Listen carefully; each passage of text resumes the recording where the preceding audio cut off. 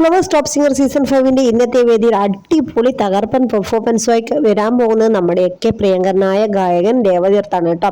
പാട്ട് കേട്ട ഉടനെ എല്ലാ ജഡ്ജസും ഒരുപോലെ എണീച്ചെന്ന് സ്റ്റാൻഡിങ് ഓവേഷനൊക്കെ നടത്തി അടിപൊളി ഒരു പെർഫോമൻസ് ആയിരുന്നു നമ്മുടെ ദേവതീർത്ത് കാഴ്ചവെച്ചത്.